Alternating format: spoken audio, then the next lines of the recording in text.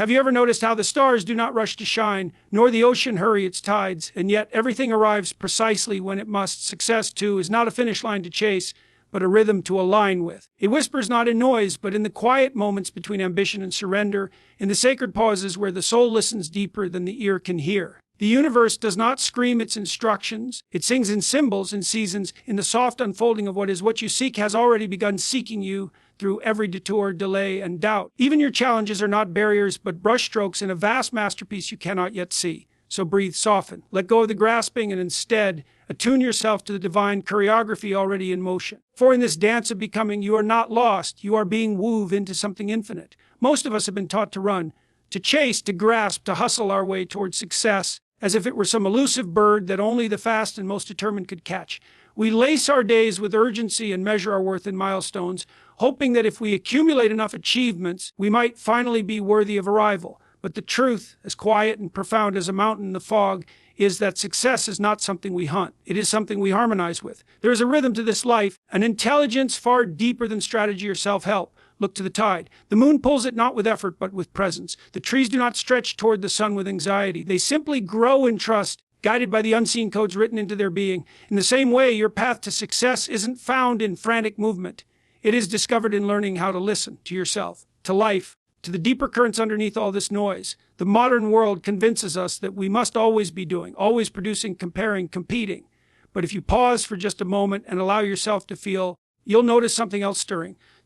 You'll sense that underneath the ticking clock, and the to-do list is a far older rhythm, one that is asking you not to speed up, but to align. It's not about quitting your work or abandoning ambition. Rather, it's about returning to a more truthful pace, a pace where your actions arise from clarity, not compulsion, a pace where your next step comes from fear of falling behind, but from knowing exactly where your feet belong. You see, success is not a reward handed out at the end of exhaustion. It is the natural byproduct of harmony when your inner truth meets the outer world in a moment of mutual recognition. That's when doors open, not because you kicked them down, but because they recognized you were ready. There is a time for every seed to bloom, but no seed rushes its spring. When you learn to trust this rhythm, life becomes less of a battle and more of a dance. You'll begin to notice signs, synchronicities, subtle nudges, life speaking to you in symbols rather than sentences. That missed opportunity, perhaps a redirection, that unexpected delay, a divine recalibration. What once felt like failure might be the pause between notes in a song that's still being composed. And if you can sit still enough to feel it, you'll understand even silence has a sound. You are not meant to live as a machine in a factory of expectations. You are a wave in the ocean, a note in a celestial symphony, unfolding at the pace of eternity. The universe does not ask you to dominate it. It invites you to remember that you are a part of it. And when you live from that remembrance, success stops being something you chase and becomes something that finds you. The wisest thing you can do is not to move faster, but to become still enough to hear where life is already guiding you. For in the great rhythm of things, your timing is not late. It is eternal. We often find ourselves restless in the quiet spaces of life, when nothing seems to be moving, when doors don't open, when efforts bear no immediate fruit. We grow uneasy. There's an itch beneath the stillness, a whisper in the back of the mind that says you're falling behind. And so we fidget, we worry, we grasp at anything that might restore the illusion of momentum. But what if these silent stretches, these pauses we try so hard to avoid, are not detours, but the very essence of our becoming? Stillness is not the absence of progress. It is its womb. Just as a seed must rest in the dark soil before it can rise toward the sun, we too must sometimes be held in spaces where nothing seems to happen.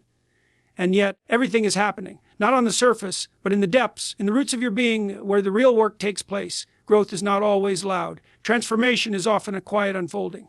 You see, we live in a culture that glorifies action, celebrates movement, and treats rest as a luxury, something you earn only after you've proven your worth through endless striving. But the universe doesn't operate this way. Nature doesn't bloom all year long. Even the moon takes its time to fade and return. Why then do we believe we must constantly be on to be valuable? The most profound shifts in life do not occur in the spotlight. They happen in the stillness, when we finally stop pushing and begin listening. It is in stillness that clarity emerges. Without the constant hum of doing, we begin to hear the subtler music of intuition. We begin to notice the whispers we ignored, the soft knowing that tells us when to let go, when to stay, when to trust. But this requires courage, because being still means being present with ourselves. And presence, for many, is unfamiliar territory. We are so used to running from discomfort that we forget discomfort is often the doorway to depth. Think about the night sky. Its beauty isn't found in constant fireworks, but in its quiet expanse. its mystery, its silence. In the same way, the moments in your life that feel empty may simply be the space being made for something new to emerge. Stillness is not stagnation. It is sacred preparation. It is the deep breath before the leap, the still waters before the tide returns. And even when nothing seems to be changing, something always is. You are always becoming. Even when the world can't see it, trust that. Trust the invisible. Because life is not measured in how quickly you reach your goals, but in how deeply you inhabit your journey. So, when life invites you into stillness, don't resist it. Don't rush to fill it with noise. Sit in it. Feel it. Let it speak. You may find that the very silence you feared holds the answers you've been searching for. You may find that success, the kind that nourishes the soul rather than inflates the ego, grows not in the storms of effort, but in the soft soil of surrender. And when you can be fully present in the stillness, you'll begin to see that it's not a pause between chapters. It is the story, a quiet moment in the great unfolding, a breath in the dance of eternity. Because it is only in stillness that we truly remember we were never lost, only becoming whole. We tend to think of challenges as interruptions, glitches in the path we imagined, intrusions that pull us off course. But what if they aren't interruptions at all? What if they are the course? What if the very things you resist, the moments that stretch you thin or bring you to your knees, are not barriers to your becoming, but the exact invitations required to awaken it? The idea that success should arrive without friction is one of the greatest illusions of our time. We long for ease, for the straight road, for the version of life that unfolds like a well-written script. But life isn't a script, it's a symphony, and not every note is sweet. Some are dissonant, sharp, unpredictable. And yet, when you step back and listen to the whole, even the discord has its place. Without tension, there is no resolution. Without shadow, there is no shape. In truth, your struggles are not here to punish you. They're here to refine you. Like the fire that tempers steel, your challenges burn away what no longer serves, making space for the strength you didn't know you had. They break the shell of who you thought you were so that something vaster can emerge. And that process, though painful, is sacred. It is in those moments, when nothing makes sense, when you question your path, your worth, even your purpose, that something ancient stirs within, a deeper self, a more honest voice. And slowly, sometimes quietly, you begin to realize that your pain is not meaningless. It's a doorway. The difficulty is not in the way, it is the way. Think of the caterpillar dissolving in its cocoon. To the outside world, it looks like stillness or even failure. But inside, a miracle is happening, one form dissolving entirely to give birth to another. And so it is with us. We resist the dissolution because we mistake discomfort for danger. But in truth, every discomfort contains a message that something in you is ready to transform. The gift of hardship is that it strips away pretense. It asks you who you really are when no one's watching, when there's nothing left to prove, when all you have is breath and being. In those raw places, you come face to face with yourself. Not the mask you wear in the world, but the being underneath. And from that space, real success can be born. Not the kind built on achievements alone, but the kind that rises from authenticity, from resilience, from deep and earned wisdom. There is beauty in your breaking. There is power in your surrender. And there is an intelligence in your pain that you cannot always understand in the moment. But later, sometimes months, sometimes years, you look back and see it clearly, that what hurt you also shaped you. That what slowed you down also taught you stillness. That what tested your faith in the end deepened it. So let your challenges change you. Let them soften you, humble you, strengthen you, not into someone harder, but into someone more whole. Do not rush to escape what's difficult. Meet it. Breathe with it. Ask it what it has come to teach you.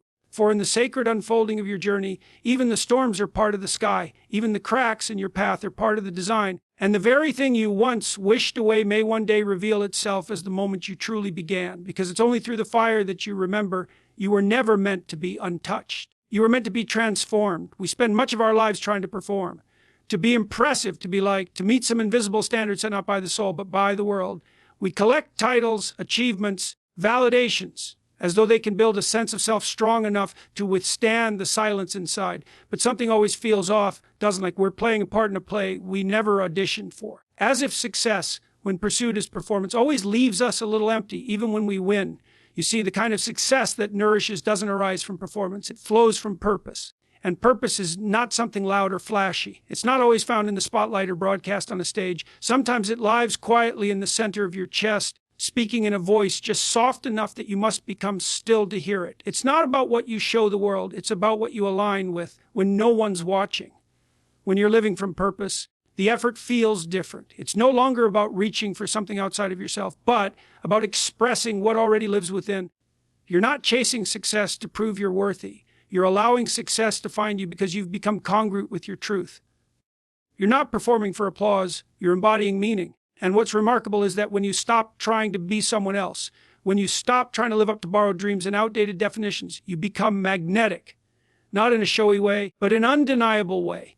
People feel it, life feels it. You begin to attract the opportunities, people, and moments that match the frequency of your essence, not the mask. But to live this way requires honesty. You have to ask the harder questions. What do I really want? Beyond the image, what brings me alive even if no one claps? What am I here to give, to express, to live, whether or not it fits into the mold of what others call success? These are not easy questions. They strip away illusion. They invite you into a more intimate relationship with your own soul. Purpose isn't always grand or dramatic. Sometimes it's subtle, humble, woven into the ordinary moments. A conversation that lights a spark, a gesture that changes someone's day, a quiet decision that changes the direction of your life. You don't need to save the world to be living in purpose. You simply need to be attuned to what's real for you and courageous enough to follow it. In that space, there is no need for comparison. You are no longer measuring yourself against someone else's timeline or trajectory. You're simply walking your own. And that is enough. Success becomes less of a prize and more of a state of alignment. It becomes the echo of living in truth. And yes, the world may not always understand this. It may applaud the noise and overlook the substance. But your job was never to be understood by the world. Your job was to remember yourself and to walk with integrity, even when the road is quiet, especially then. So let yourself be drawn not by the demands of the crowd, but by the pull of what feels sacred. Let success be a reflection of your devotion, not your performance. Let it emerge naturally, like fruit from a rooted tree, not because you forced it, but because you finally stopped pretending and allowed yourself to be real. Because in the end, the greatest success is not in being celebrated, it is in being true.